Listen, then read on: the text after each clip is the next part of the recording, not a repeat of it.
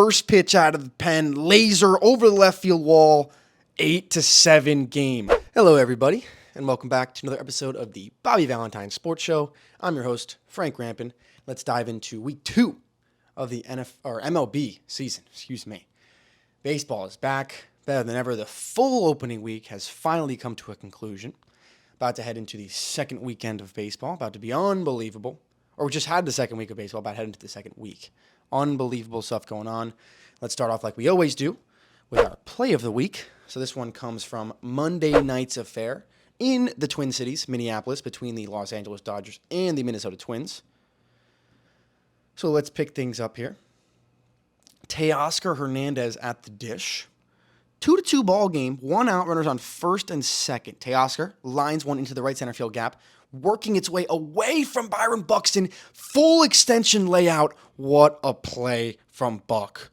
Oh my goodness. When he is healthy roaming center field at Target Field in Minneapolis, it is an absolute joy to watch. Keeps this game tied here in the top of the 6th inning and records out number 2. Look at this from the top view. That ball slicing away from him off the right-handed batter's back, fully extended Superman dive from Buxton, puts it away for out number 2, and almost doubled up Freddie Freeman at second. What a play from Byron Buxton. He needs to stay healthy, play a full year in center field, please, so we could watch him put up the most insane highlight reel of all time. But Byron Buxton, unreal play to get Teoscar Hernandez for out number 2. So what a play in center field in Minnesota from Buxton. Let's move over to the West Coast now, San Diego to be exact, for our game of the week, Petco Park, celebrating its 20th anniversary on this day. So Padres versus Cubs. Let's jump up. Top of the second inning, 2 away. Yu Darvish facing Ian Happ. Bases loaded, 3-2 count with 2 outs. Darvish, off-speed pitch, hangs in the zone, and Happ delivers into right field for a base hit. 2 runs are going to score as there were 2 outs. 2-0 Cubs here in the second. But still 2 away. But a good piece of hitting there from Ian Happ on that hanging off-speed pitch. So the Cubs reload the bases for Cody Bellinger a couple batters later.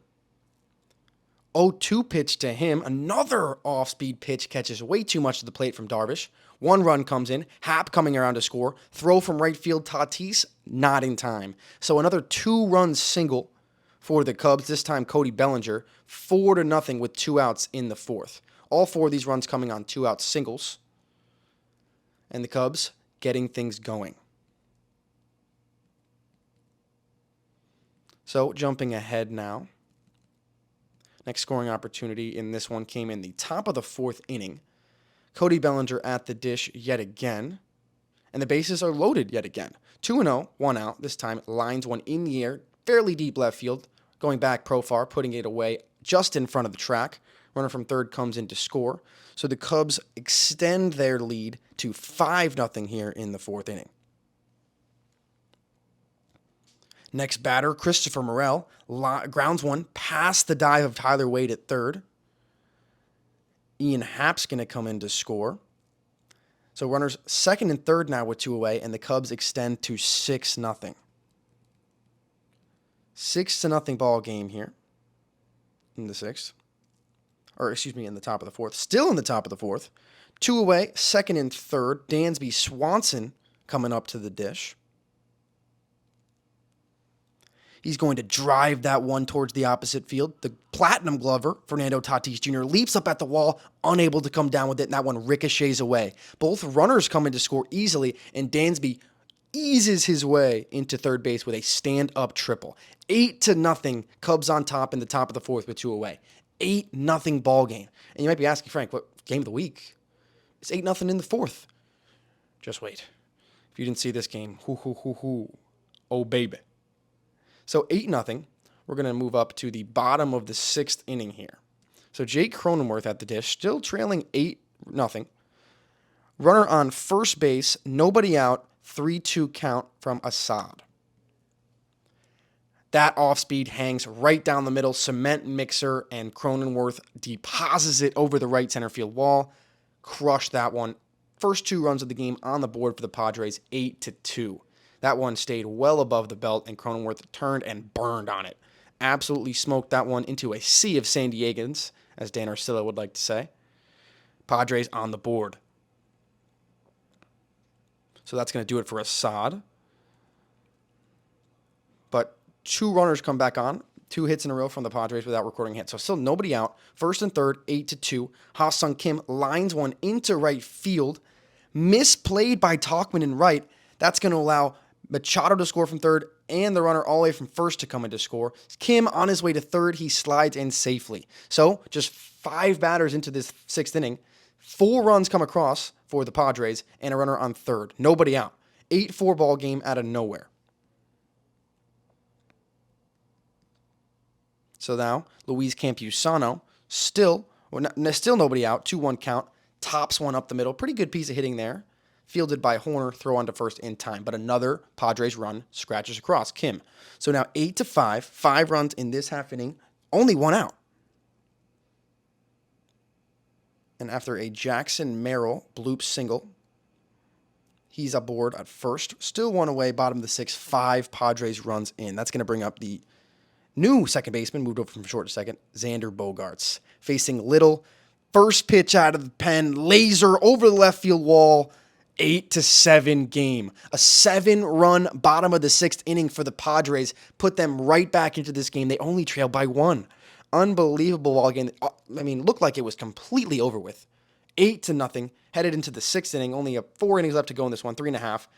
Padres come storming back. 2 homers, a triple, an infield or ground out. But Bogaerts finishes it off. 7 runs in the 6th with a homer. 8-7. All those runs come in the 6th. So now we're going to jump ahead now to the bottom of the 8th inning. Same score, 8-7. Runner at first. 2 outs here for Fernando Tatis. 1-0 count from Adbert Alzolay. And Fernando is absolutely going to demolish this baseball. High and deep to left field. Happ going back. All he can do is watch.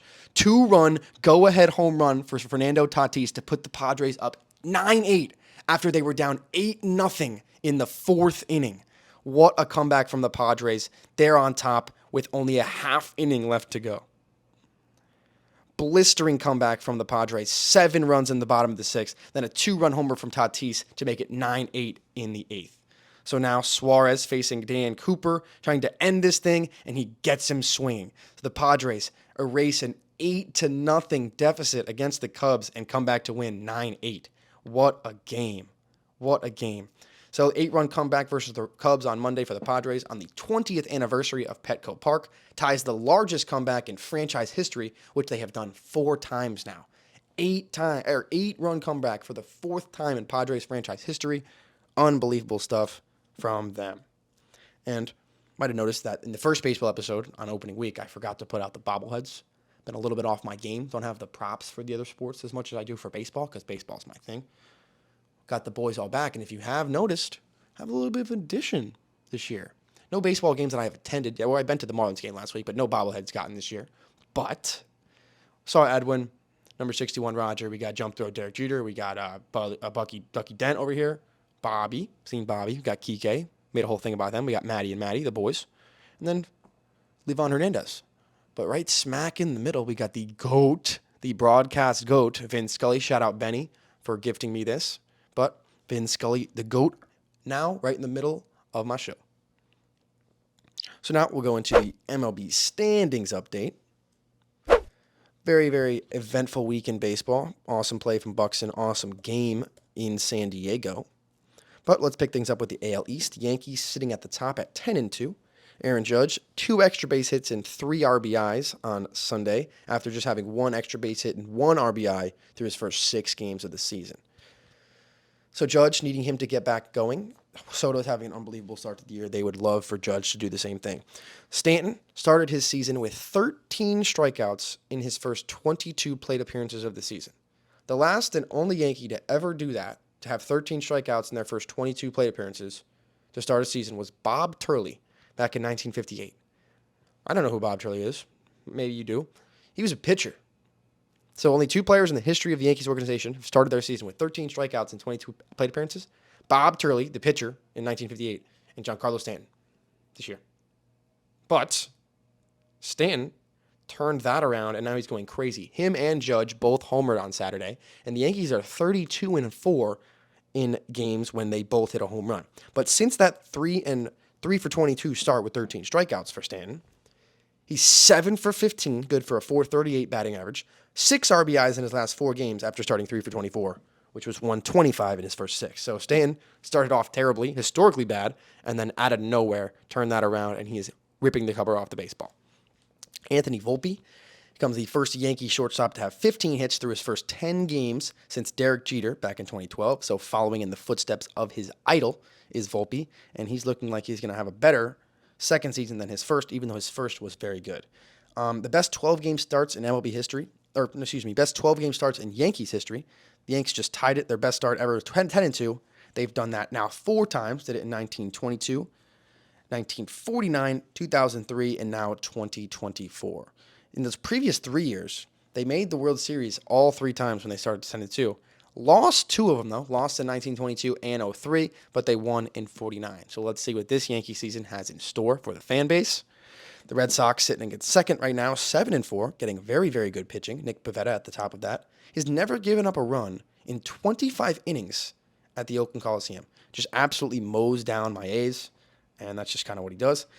David Hamilton, Rafael Devers, Tyler O'Neill each hit solo homers in the 3rd inning on Sunday in Anaheim. Became the first time Boston had 3 solo homers in the same inning since June 29th of 2012.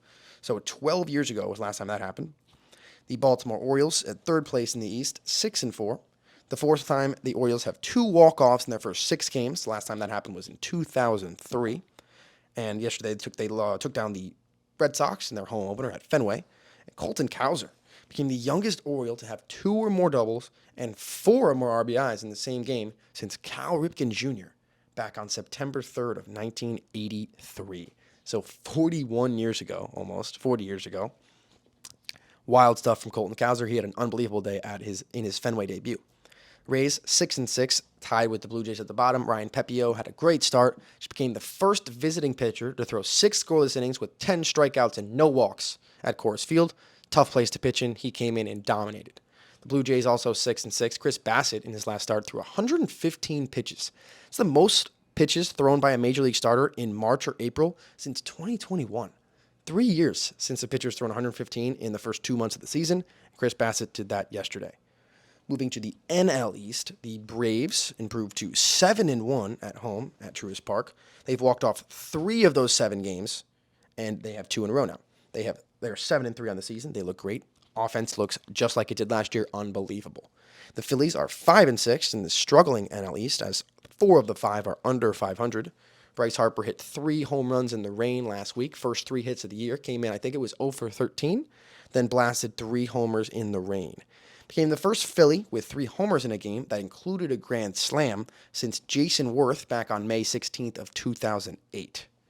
JT Realmuto is 6 for 12 with a bomb and 11 RBIs in his last 12 at-bats following a Bryce Harper intentional walk. So, I mean, good luck. If you want to intentionally walk Bryce, you got JT right on deck looming.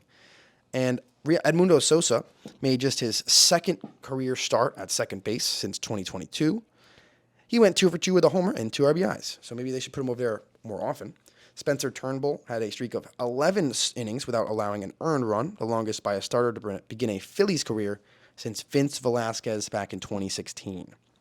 Trey Turner, 39 consecutive steals without being thrown out, the longest streak since Jimmy Rollins back in 07-08. The Washington Nationals, Luis Garcia, he just matched the Nationals single game record with 3 doubles from 2005 to the present. Nats are 5-6. Lane Thomas becomes the 3rd Nationals player, joining C.J. Abrams and Trey Turner, with multiple 3 stolen base games since the team has been in D.C. The Mets 4-7. 13 innings without a hit during a doubleheader on Thursday last week. That's the longest hitless streak in Mets history. Pete Alonso hit a solo homer to tie that game, though, in the bottom of the 9th for his 500th career RBI. Pete Alonso got his 500th RBI in 690 career games, the fastest Met ever to reach 500 RBIs, and the 10th Met to reach the milestone. So Pete Alonso, one of the best power hitters in Mets history, continuing to do what he does. First win of the season came after trailing in the 9th inning or later after starting the season 0-5 or worse. So, in the history of baseball, here are the teams that have ever done that. Get their first win of a season after trailing in the ninth inning or later after starting their season 0-5. So, Mets just did it on Thursday versus the Tiger with that Pete Alonso homer. Ended up walking it off on a Tyrone Taylor base hit. Last team to do that before the Mets was the 2021 A's when they beat the Dodgers. Before that, 10 years ago, before that, the 2011 Rays when they beat the White Sox. Then 7 years before that, Mariners over A's. And then you got to go back 40 years to the 1963 Mets versus the Boston Braves. And the first time that this ever happened was the 1884 Wolverines, who beat the Boston Beaneaters. So only 6 times that it's ever happened. A team trailing after going into the ninth inning, starting 0-5, and then picking up their first win of the year. Edwin Diaz got his first save since October 4th, 2022. Good to see him back out there with that filthy slider. Lindor broke an 0-for-24 skid after hitting a first-inning double against the Reds the other day, ending the longest streak of his career. Brandon Nimmo, 5 RBIs against the Reds. First Met to do so out of the leadoff spot since Curtis Granderson at Atlanta on April 22nd, 2016. The Marlins.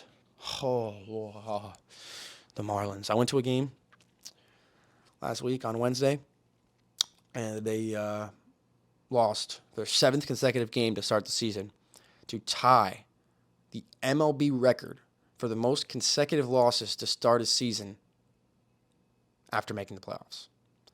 Pretty impressive stretch, but not in a good way.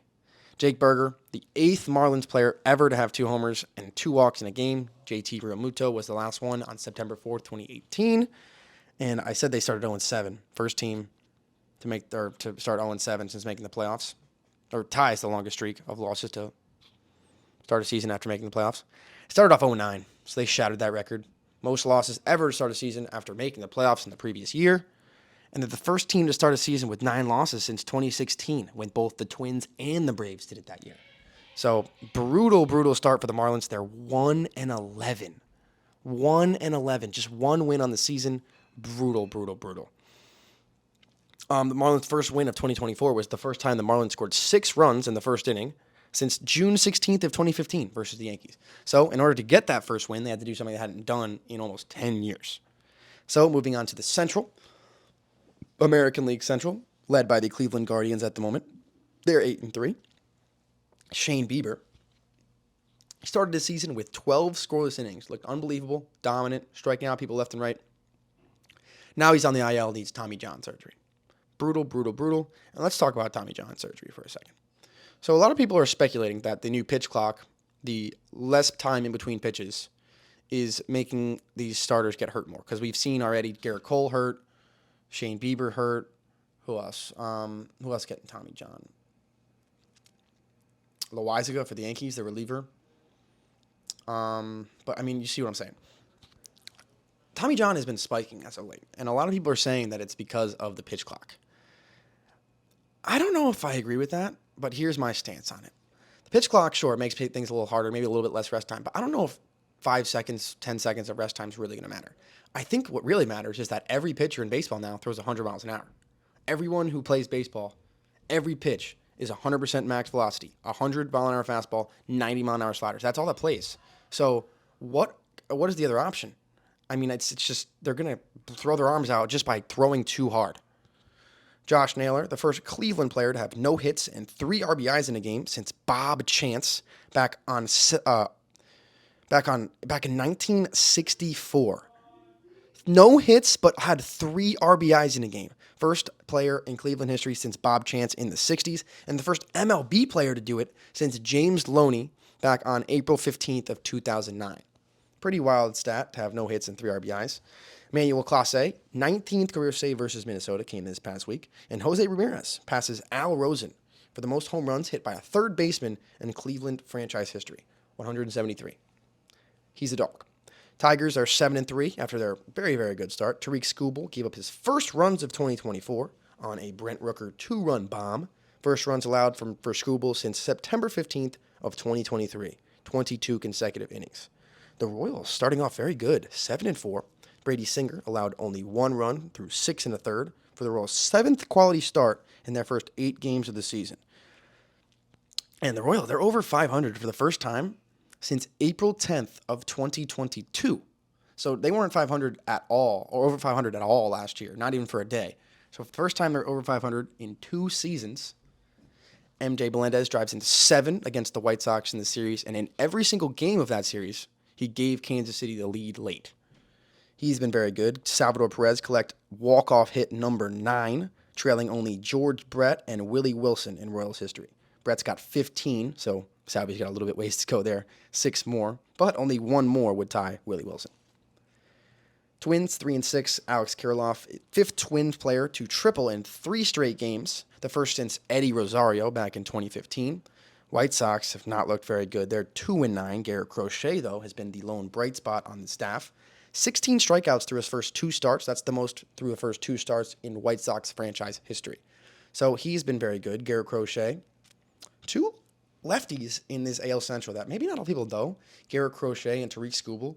Look out for them to have good years this year. Moving on to the National League Central, the Pittsburgh Pirates, second best team in baseball with a 9-3 record. Brian Reynolds had his 33-game on-base streak ended on Thursday, though. That was the 3rd longest active streak in the majors. Martin Perez became the first Pirate pitcher to earn a win on his birthday since Kip Wells did it back in 2005. And Jared Jones, if you watch the Pat McAfee show, they're calling him the Hundo Boys. Jared Jones and Paul Skeens. Skeens isn't up yet, but Jones has been up, and he's been good. 43 swings and misses in his first 2 MLB starts. That's the most in the pitch clock era. That's since 2008. So very impressive stuff from the rookie Jones. And through 10 games, the Pirates already have 2 walk-off wins. They only had 3 in the entirety of last season. So better start from them. And 9-2 is their best start since 1992, where they won 96 games and the division that year. So now they're 9-3 after a loss last night, but looking good. Brewers 7-3. And at 20 years and 23 days, Jackson Chourio is the youngest Brewer to homer since Gary Sheffield back in 1988. Jackson Chourio has been great so far, opened up his career at Citi Field against the Mets, and really hasn't looked back since. First team to have 4 or more walks and no hits in a walk-off win since the Pirates on October 3rd of 2022, excuse me. So just like that says, tie game in the bottom of the 9th inning. Walk, bases loaded, walk. So that's about as much of a walk-off as you could get. 4 straight to win the game. Sunday was the 4th 2-homer game of William Contreras' career, and the first one since 2022. The Cubs sit at 7-4. Seiya Suzuki hit a 115-mile-an-hour home run, which is the hardest of the season so far, as the Cubs sweep their first home series of the year since 2016. In 2016, a very special year in Cubs history. I'm sure you know what happened that year. Broke the Billy Goat curse and won their first World Series in 108 years. So, good mojo for Chicago. Dansby homered twice in his first 7 games of 2024 after taking 34 games to get 2 last year. And Cody Bellinger is hitting .314 with 4 homers in his first 10 games against his former club, the Los Angeles Dodgers. The Reds, they're at 6-5 right now. This is my prediction to win this Central. Elly De La Cruz hit a home run from both sides of the plate the other day. 450-foot homer, dead center off the top of the batter's eye from the left side. And then his next at-bat, inside the park homer on a line drive base hit up the middle. From the right side, diving attempt from Sal Frelick, it got by him. And Elly De La Cruz went home to home in 14.96 seconds. Home to home in less than 15 seconds. Are you kidding me? And he also had a steal in that game. First player in MLB history to do all that in the same game. Homer from both sides of the plate, inside the Parker, and 4 runs scored and a stolen base. First time ever. And he's the first person with a 450-plus foot homer and an inside the park homer in the StatCast era since 2015. Unbelievable. He's must-watch and seen, like Wheels would say. Now the Cardinals to wrap up the Central 6-6. Ivan Herrera, 23 years and 308 days, becomes the youngest Cardinal catcher to hit cleanup in a home opener since 1900.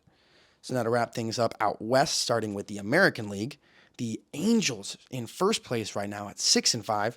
Logan O'Hoppe hit his first career grand slam this week. Reed Detmerge matched his career high with 12 strikeouts on Sunday. It's the 3rd time in his career he matched that total of 12. The former World Series champion Rangers sit 6-5 as well, right behind the Angels. Evaldi recorded a career-high 23 swing and misses versus the Rays, most by any pitcher in the majors this season. Adolis Garcia continues his tear against the Houston Astros as the Rangers took down the Astros in that series. Garcia homered in 5 straight against Houston, dating back to last year's ALCS. And my A's, my Oakland A's, 4-7 on a 3-game winning streak right now. You kidding me?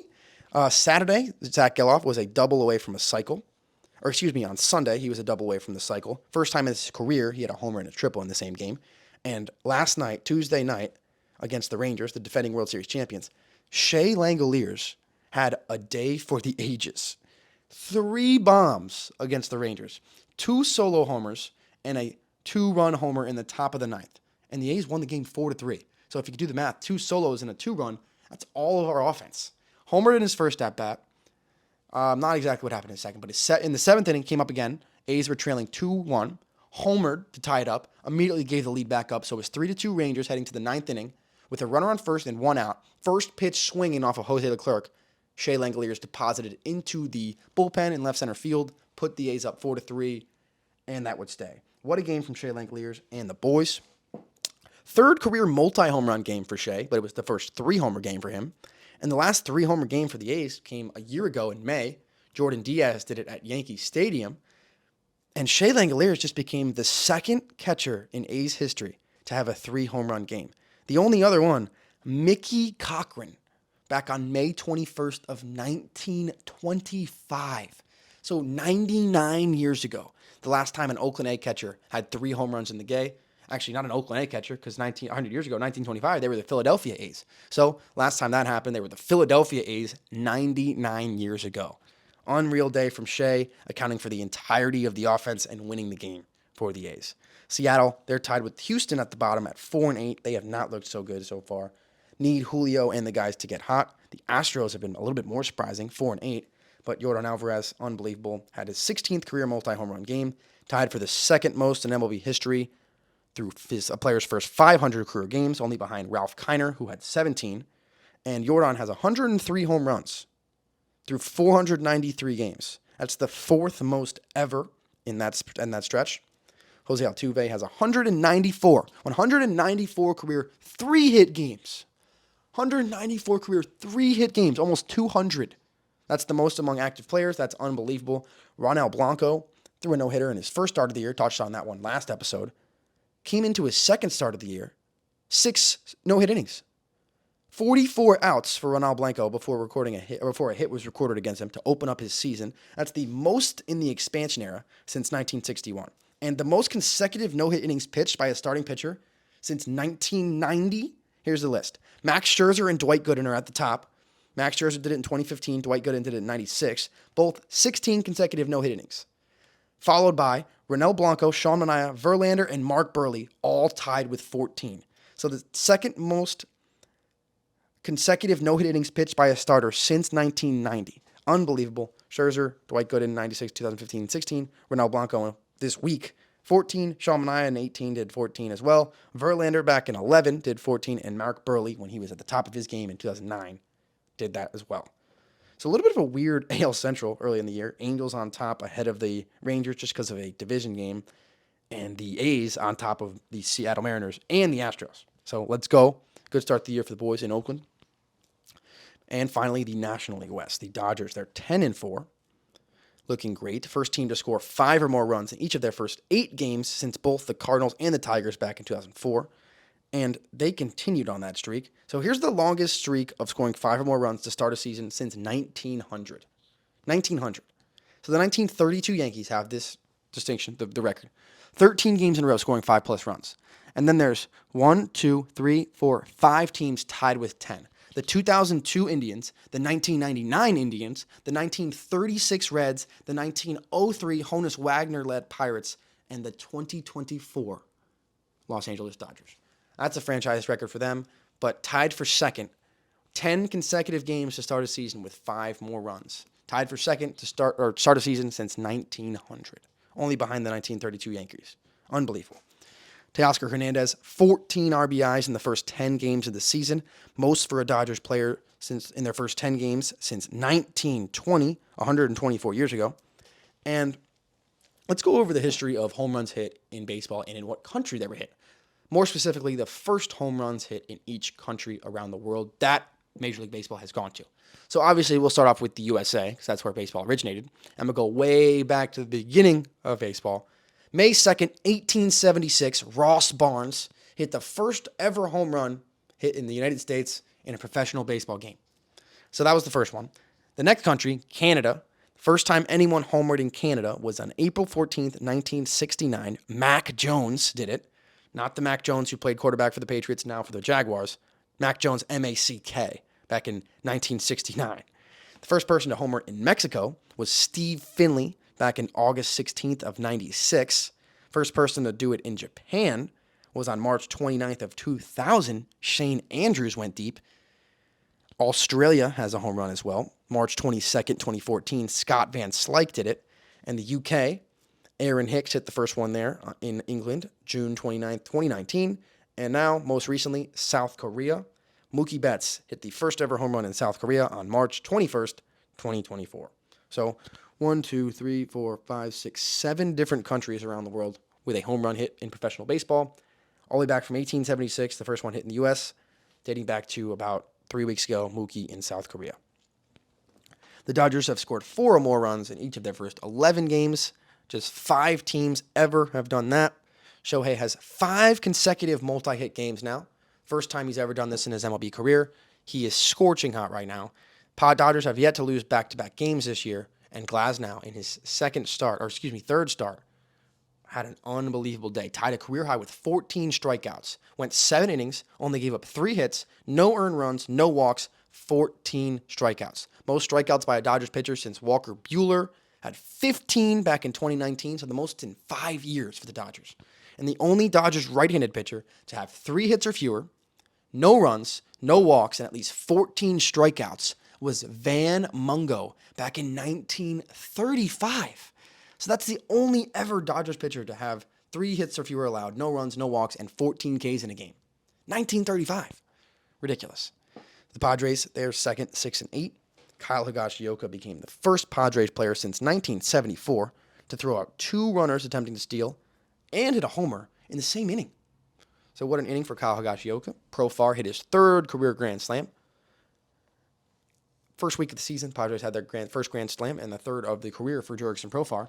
And the Padres did not have a grand slam until August 15th of last season. So Slam Diego starting a little bit earlier than they did last year. And Jackson Merrill, the rookie phenom in center field for them, he's only 20 years old and 354 days. Became just the youngest Padre with a 4-hit game behind Fernando Tatis Jr., who did it at 20 years old and 193 days. Unbelievable. And we touched on this in the game of the week. 8-run comeback versus the Cubs on Monday on the 20th anniversary of Petco Park, tying the largest comeback in franchise history, and they've done it 4 times now. The D-backs 5-7 shut out the Yankees last Tuesday. First shutout of the Yankees since Game 2 of the 2001 World Series. Wow, unbelievable. Ketel Marte ties Stephen Drew for the 3rd most leadoff homers in D-backs history, and Corbin Carroll hit his first career leadoff home run last night on Tuesday. The Giants, they're not great, 4-8 at the moment, but still a lot of time left. Matt Chapman, my guy, the boy, last night came up with a chance to walk off the Nationals in San Francisco. Came up with the bases loaded, 1 out, trailing by 2, I think. Grounded into a double play to end it. Not great for Matty, but we'll bounce back. And to wrap things up, the Colorado Rockies, 3-9, rounding out this the West Central. Ryan McMahon hit a walk-off grand slam. 3rd in Rockies history. Charlie Blackmon did it in 2020, and Ryan Spilborg did it back in 2009. Ryan Feltner became the first Rockies pitcher to have double-digit strikeouts in a game since Kyle Freeland 3 years ago, August 21st, 2021. Tough stretch for the Rockies pitching. And Brenton Doyle hit an extra base hit in 3 consecutive games for the first time in his career. So young star in center field, doing well for Colorado. So that's going to wrap things up here on the 2nd MLB episode of the year. Fully into it now as college basketball has come and gone.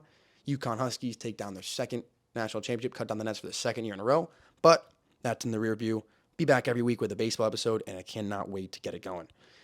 Follow us on Instagram, Twitter, TikTok, all that good stuff at the Bobby Valentine Sports Show. And if you need anything about Bobby Valentine Sports Academy, hit up the bvacademy.com. Birthday parties, lessons, all that good stuff. So we'll see you next week with another MLB podcast update. We'll see you then. Peace.